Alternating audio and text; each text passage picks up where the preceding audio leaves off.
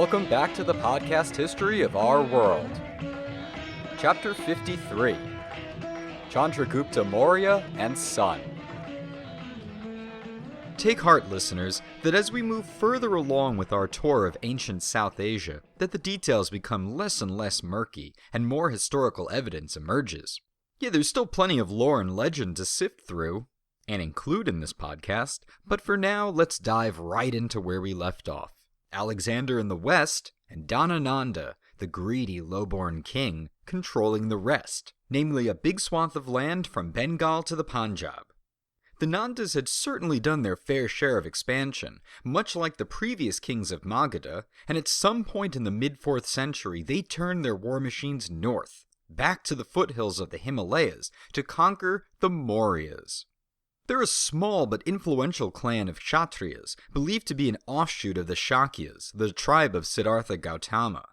The king of the Mauryas is executed, and the queen, still pregnant with the heir to the throne, flees to the Nanda capital of Pataliputra, of all places.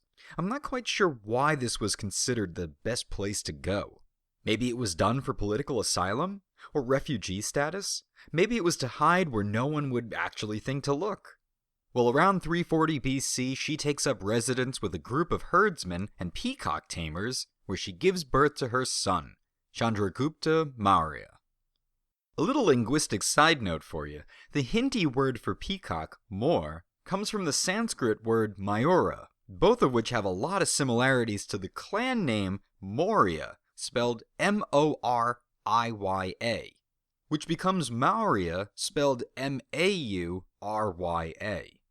Now, the peacock is one of the ancient symbols of the Maurya clan, but another reason for the name, as some texts claim, is that Chandragupta was born to a village of peacock tamers, and would thus have more humble roots. Is the Maurya name an attempt to compare him to the current Sudra Nanda kings, and thus provide a lineage connection? Maybe. But then again, the Buddhist and Jain texts both indicate he's born into a Kshatriya family, and even the Greeks agree with that, so there you go. Chandragupta spent his formative years in Pataliputra, presumably, because there's no evidence to suggest he left the city, except for a questionable anecdote I'll address later, and then for some reason never explained, he ends up at the court of Dhanananda. He was poorly treated there, but showed a cheeky wit even at an early age. The Raja of Simhala sent to the court of the Nandas a cage containing a lion of wax, so well made that it seemed to be real. He added a message to the effect that anyone who could make that fierce animal run without opening the cage should be acknowledged to be an exceptionally talented man. The dullness of the Nandas prevented their understanding the double meaning contained in the message, but Chandragupta, in whom some little breath yet remained, offered to undertake the task. This being allowed, he made an iron rod red hot and thrusted it into the figure, as a result of which the wax soon ran and the lion disappeared. I interpret "in whom some little breath remained" as Chandragupta feeling like, oh my god, I'm surrounded by idiots, and pulling a Harrison Ford in Raiders of the Lost Ark. While Chandragupta was at the court, Dhanananda invited a celebrated Brahmin and teacher of economics named Chanakya to visit. Later in his life, Chanakya would pen the Arthashastra, a veritable masterpiece on politics, economics, war, and statehood, which would be lost to the world until a copy was discovered at the turn of the 20th century. Anyway, at some point during his stay, Dhanananda insulted him so badly that the scorned Brahmin immediately sought to dispose of the entire Nanda dynasty. Overreacting much? Well, remember that a Brahmin taking orders from a Sudra and being insulted is like the ultimate affront to the cosmic order. He sees promise in Chandragupta, who is also getting fed up with the current system, and the two form an alliance to bring about the fall of the Nandas, probably around the year 325. Chanakya is exceptionally persuasive, and was able to convince some minor lords and chieftains to join their cause. However, Chandragupta, lacking both military experience and, life experience, he's only about 15, 16 at the time, has suffered some pretty bad defeats at first. And that's because he treated his army as a hammer and every problem as a nail. Being young and impulsive, he tried to attack Pataliputra head-on, but he wasn't nearly as strong as the Nandas and therefore beat a hasty retreat. Licking his wounds back at an allied village, Chandragupta watched a mother prepare a dish of rice and lentils, and then watched her son dive his hand right into the middle of the pot, burning his fingers. The mother scolded her child for eating from the center of the dish, where the food is hottest, as he should have eaten around the edges, where it's cooler. Well, just like with the wax lion, Chandragupta understood a double meaning. Instead of heading straight into the middle of the empire just to get burned, go after the weaker outer-lying regions. Pick away at the fringes and work your way in. And that's just what Chandragupta did. I want to take a quick break from the story right now to bring up a chronological dilemma I came across while researching for this episode. It seems the common convention has Chandragupta successfully defeating the Nandas and taking the throne by about 322-321. In 4 short years, he was able to conquer the Nanda Empire and their enormous army, all by the age of 20. Which, I mean, hey, Alexander did it, it's not impossible, but I don't know, something doesn't add up here. Alexander was practically raised by the military and was already a veteran when he began his career. Plus, he had a pretty solid army at his back. Chandragupta doesn't. Then there's dates mentioned in Greek and Jain texts which indicate a later date. 314 to 313 is when he takes the throne. And I'm inclined to believe these dates are more factually true for the following reason.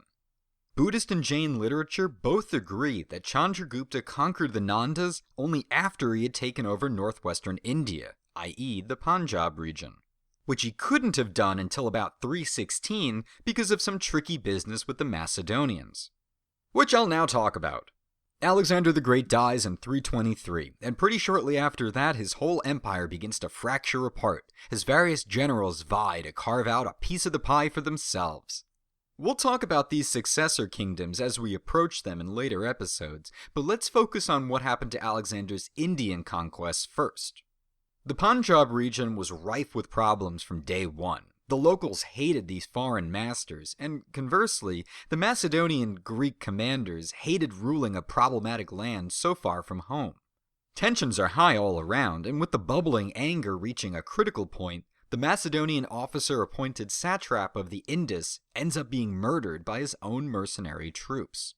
They replace him with their own captain, one Eudemos by name. That could have been the end of it, but just a bit to the west, the Macedonian satrap of Media is rebelling and looking to invade. Eudemos doesn't have the men or weapons to mount a proper defense, but he knows somebody who does. In 317 BC, King Porus is murdered for his war elephants, the tanks of the ancient world.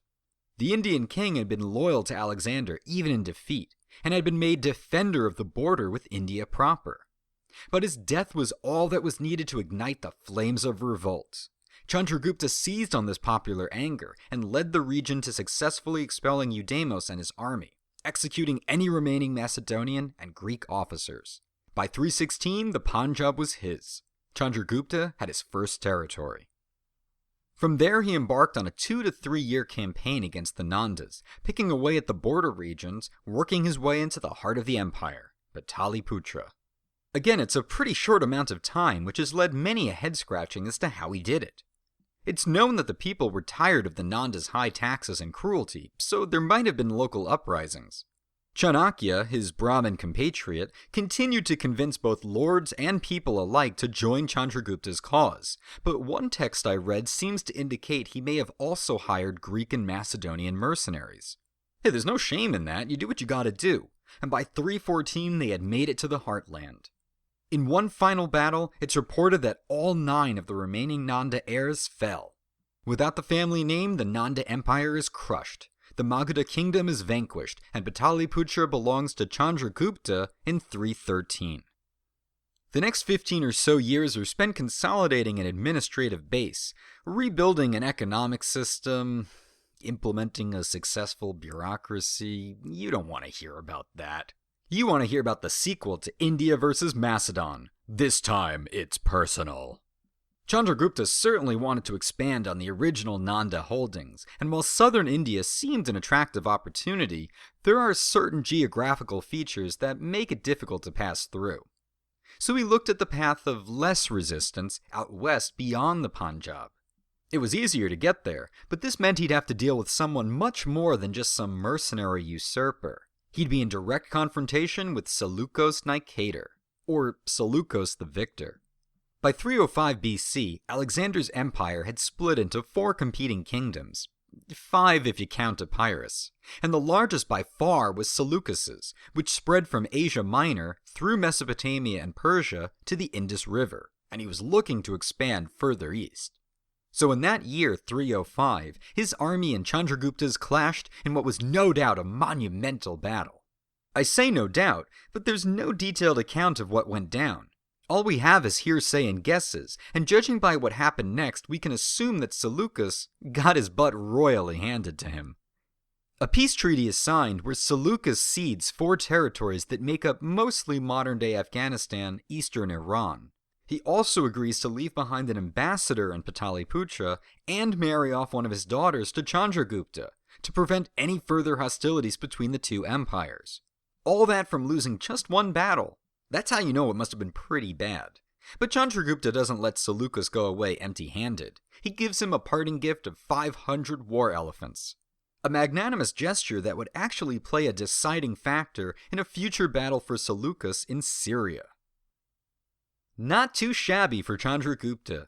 This is a big turning point in Helleno-Indo relations too, because Chandragupta, or Sandrocotus as he's called in the Greek texts, proves that India is not some fruit to be plucked, some jewel to plunder, but a powerful empire worthy of respect and awe.